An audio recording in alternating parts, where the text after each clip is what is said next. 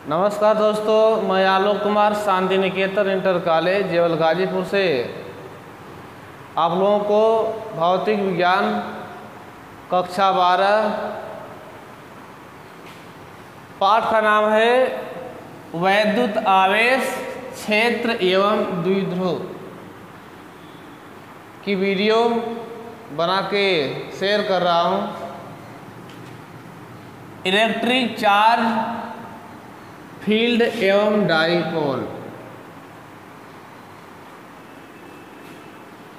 इसमें आवेश के बारे में और उसके क्षेत्र के बारे में और द्विध्रुव क्या है और इनसे संबंधित टॉपिक के बारे में अध्ययन करना है।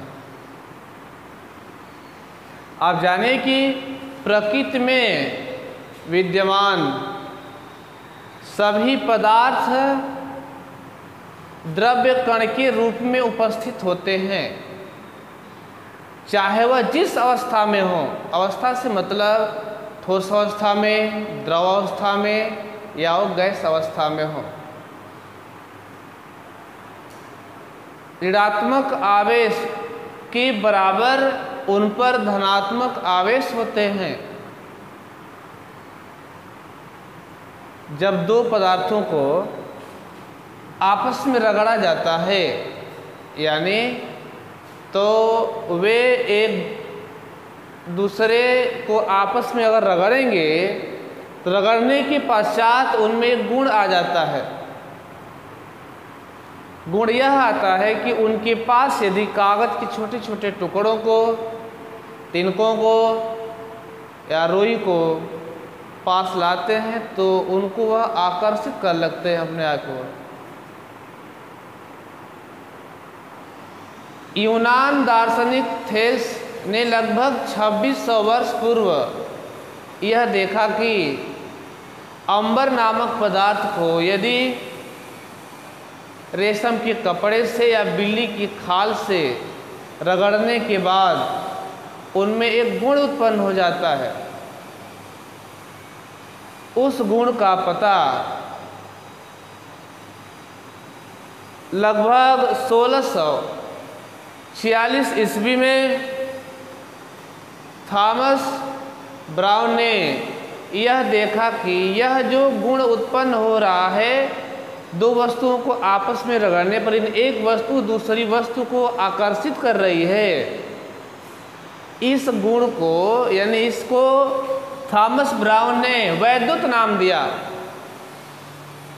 और जो वस्तुएं एक दूसरे को आकर्षित कर रही हैं उनको वैद्युतमय नाम दिया। अर्थात वैद्युतमय जब वस्तुएं हो जाती हैं तो यह कहा जाता है कि उन पर आवेश स्थित है। अर्थात आवेशित वैद्युतमय वस्तु को आवेशित वस्तुएं भी कहा जाता है। आइए हम देखते हैं अगली टॉपिक, यानी हेडिंग है वैद्युत आवेश। वैद्युत आवेश किसको कहते हैं? वैद्युत आवेश,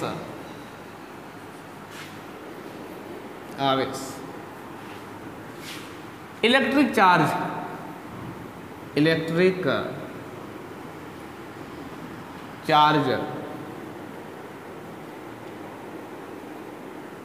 जितने भी हेडिंग आपको मिल रही हैं इनकी इंग्लिश आप याद करते रहिए।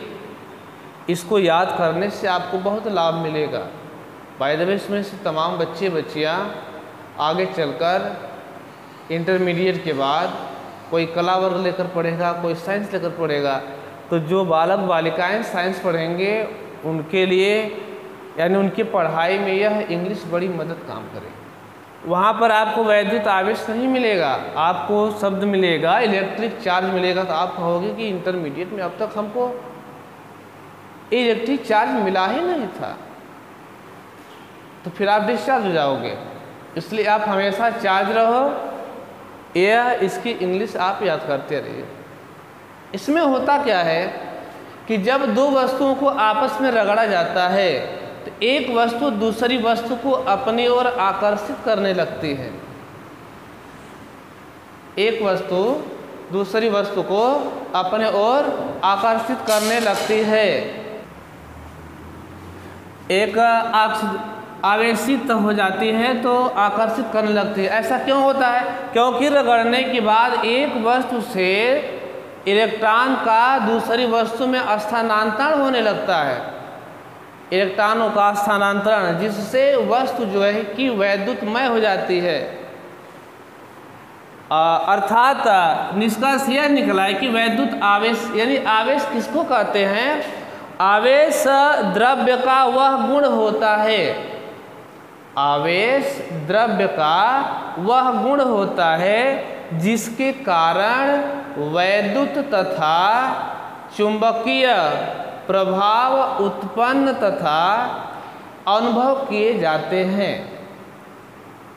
फिर से, आवेश किसी वस्तु का, यानी आवेश किसी द्रव्य का वह गुण होता है जिसके कारण वैद्युत तथा चुंबकीय प्रभाव उत्पन्न तथा अनुभव किए जाते हैं। अगली टॉपिक आप देखेंगे, आवेश के प्रकार।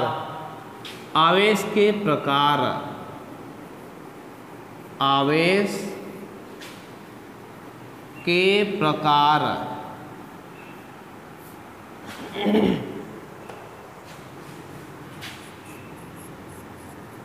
Types of charge. Types of charge.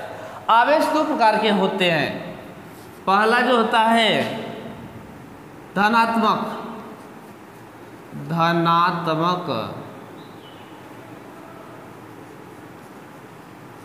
धनात्मक आवेश, पॉजिटिव चार्ज, और दूसरा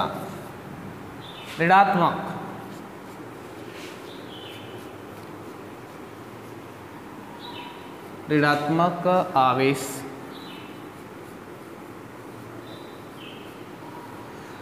अर्थात निगेटिव चार्ज।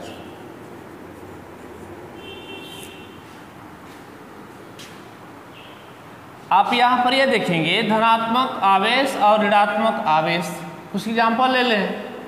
जैसे कभी आप यह देखेंगे, इसमें लेंगे कांच की छड़। एक कांच की छड़ लें और उस कांच की छड़ को देखिए, कैसे देखते हैं कि इसमें धनात्मक आवेश किसमें है, ऋणात्मक आवेश कैसे उत्पन्न होता है। एक कांच की छड़ लेंगे, एक नहीं दो ले लेंगे आप। इस तरह से कांच की छड़ दो और उसको एक रेशम का कपड़ा, कांच की छड़ को रेशम के कपड़े से रगड़ करके उसको एक रस्सी से बांधकर लटका दिया जाए, और एक दूसरी कांच की छड़ उसे भी रेशम के कपड़े से ही रगड़ करके इस पहली वाली कांच की छड़ के पास लाएंगे तो वह उससे दूर हटेगी। ठीक है, एक हो गया। दूसरा यह है कि एक आपका यह बिल्ली की खाल से रगड़। हमने आपको बताया कुछ तकनीकी खराबी थी। यह बताया कि कांच की छड़ को रेशम से रगड़े आप, तो यह प्रयोग कर लिया। दूसरा यह है कि एक पदार्थ होता है आवनूस।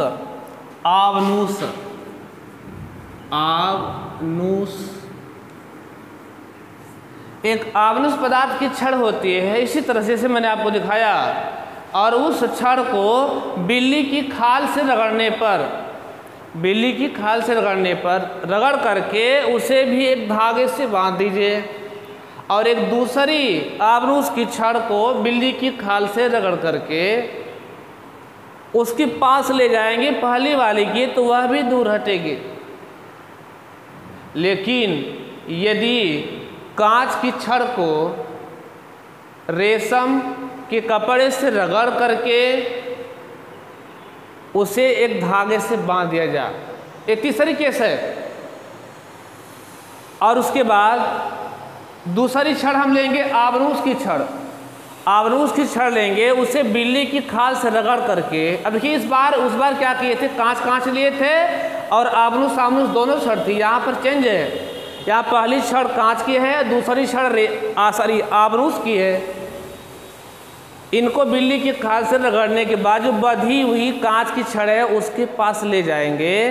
इसमें क्या होता है, उन दोनों बार जो है कि वह दूर हटे थी, अब यहाँ पर क्या होगा, इस बार वे छड़ें आपस में पास आएंगी। अर्थात इन प्रयोग से यह निष्कर्ष निकलता है कि आवेश हमारे पास दो तरह के होते हैं, आवेश दो तरह के होते हैं और इसमें क्रमशः पहले वाले में यह कांच की छड़ वाले में यह धनात्मक होता है और दूसरे में यह ऋणात्मक होता है। अर्थात अब जाने निष्कर्ष निकला कि सजातीय आवेशों में क्या होता है, प्रतिकर्षण होता है और विजातीय आवेशों में क्या होता है, आकर्षण होता है। अगली टॉपिक हम पढ़ेंगे आपका अगली हेडिंग आप देखेंगे वैद्युत आवेश के गुण।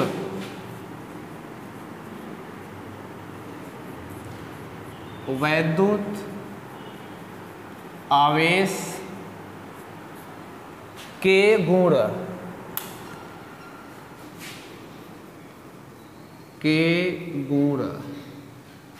Properties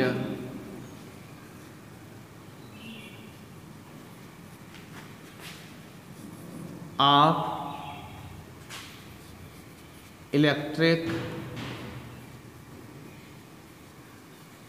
charge. इसमें नंबर पहला है, आवेश दो प्रकार के होते हैं, एक धनात्मक और दूसरा ऋणात्मक होता है। समान आवेश एक दूसरे को प्रतिकर्षित करते हैं और विपरीत आवेश एक दूसरे को आकर्षित करते हैं। और दूसरा नंबर गुण है इसका, पहला में हो गया था और दूसरा नंबर में आवेश एक व्युत्पन्न राशि है, व्युत्पन्न अदिश राशि है। इसका विमीय सूत्र AT होता है, A अर्थात एम्पियर और T टाइम है, एम्पियर है भाई विद्युत धारा का मात्रक और T टाइम किसका, समय का मात्रक होता है। और तीसरी पॉइंट आवेश का SI मात्रक कूलाम होता है, कूलाम होता है। यदि किसी आवेश Q में N इलेक्ट्रॉन हो तो Q बराबर Ne होता है। N इलेक्ट्रॉनों की संख्या, Q आवेश और E जो आवेश E बराबर 1 पॉइंट E की वैल्यू होती है 1.6 गुणे 10⁻⁻19 कूलाम, यह भी होता है। अब यहां पर हम निकालेंगे, अगर यहां से एक बात निकाल सकते हैं,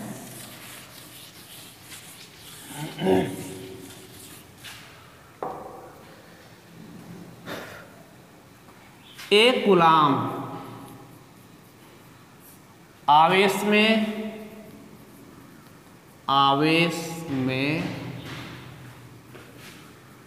इलेक्ट्रॉनों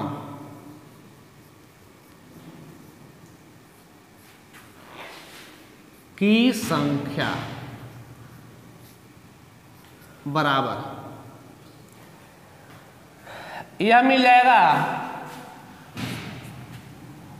एक, अर्थात संख्या बराबर Q/E प्राप्त होगा,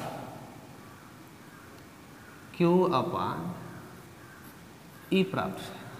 Q की वैल्यू अगर 1 कूलाम रखा जाए अपान E की वैल्यू 1.6 × 10⁻⁻19 कूलाम रखेंगे।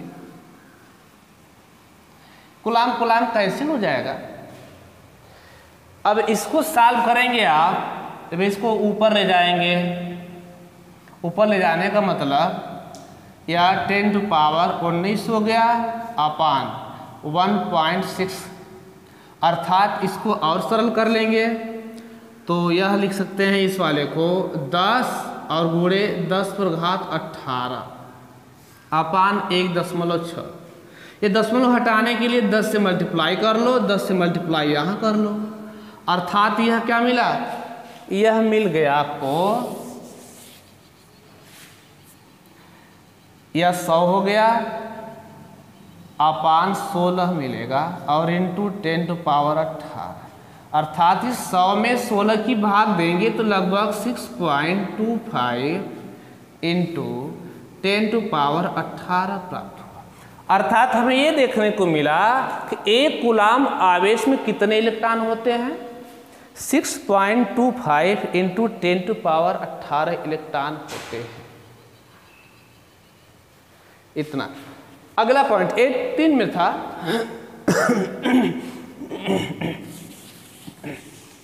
आप नोट कर लिए होंगे। अगला पॉइंट है आवेश सदैव, आवेश जो होता है सदैव क्या होता है, संरक्षित होता है।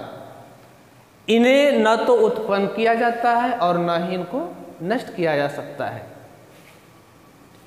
ये था आवेश के गुण।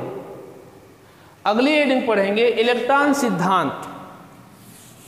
अगली हेडिंग इलेक्ट्रॉन सिद्धांत, इलेक्ट्रॉन सिद्धांत, सिद्धांत,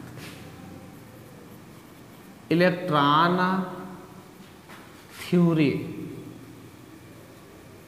थ्योरी। इसमें आप यह ध्यान दीजिए इलेक्ट्रॉन सिद्धांत, यहाँ पर इलेक्ट्रॉन सिद्धांत, इलेक्ट्रॉन थ्योरी देखना है। इसमें होता क्या है, ये होता है कि प्रत्येक, आप लोग जानते हैं या केमिस्ट्री में मिला रहा होगा पिछली कक्षाओं में, प्रत्येक पदार्थ जो होता है छोटे छोटे कणों से मिलकर बना होता है। तो यह एक पदार्थ आपका है लेकिन छोटे छोटे कण से मिलकर बने हैं, छोटे छोटे कण जिन्हें परमाणु कहते हैं। और परमाणु के भीतरी भाग में एक स्थान जिसको नाभिक कहा जाता है, और नाभिक यह भारी भाग होता है उस परमाणु का, और यह नाभिक प्रोटॉन और न्यूट्रॉन से मिलकर, दो कण होते हैं प्रोटॉन और न्यूट्रॉन, उनसे मिलकर बने होते हैं। प्रोटॉन पर धन आवेश होता है और न्यूट्रॉन उदासीन होता है।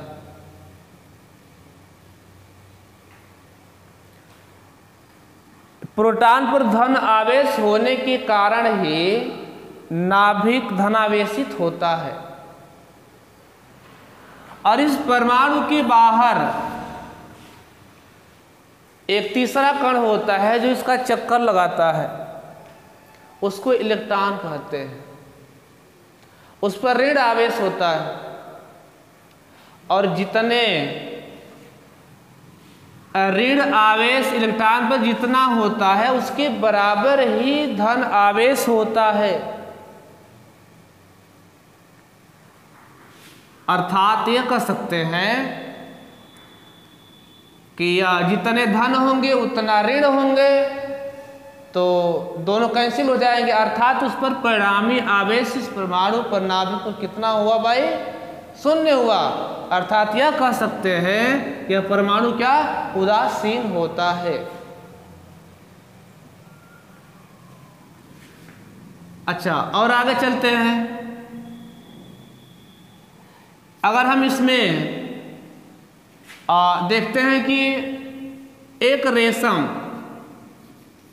का कपड़ा और एक कांच की छड़ लिया जाए, तो रेशम से अगर कांच की छड़ को रगड़ते हैं तो कांच की छड़ से कुछ इलेक्ट्रॉन निकलकर इस रेशम में चले आते हैं। तो वहाँ से इलेक्ट्रॉन निकल करके कांच से इलेक्ट्रॉन निकले और कहाँ चले गए, रेशम में चले गए। तो कांच जो है धन आवेशित हुआ और यह ऋण आवेशित हो जाता है। और आगे आवनुस की छड़, आवनुस की छड़ को बिल्ली की खाल से रगड़ते हैं तो बिल्ली की खाल से इलेक्ट्रॉन निकलकर आवनुस की छड़ पर पहुंच जाते हैं। अर्थात यह बिल्ली की खाल धनावेशित और यहाँ आवनुस की छड़ क्या होती है, ऋण आवेशित हो जाती है। इसमें यदि ऐसा होता है कि रेशम के कपड़े को बिल्ली की खाल से रगड़ते हैं, अब यहाँ पर क्या था, सॉरी बिल्ली की खाल से कांच को रगड़ेंगे, कांच को इससे रगड़े थे तो यहाँ से इलेक्ट्रॉन गया था उसमें, लेकिन यहाँ पर क्या होता है, अगर इससे रगड़े बिल्ली की खाल से तो यहाँ बिल्ली की खाल से इलेक्ट्रॉन निकल करके क्या होता है, कांच में चला आता है। यह है आपका इलेक्ट्रॉनिक थ्योरी। तो आज की क्लास इतना तक, फिर आगे मिलते हैं। धन्यवाद।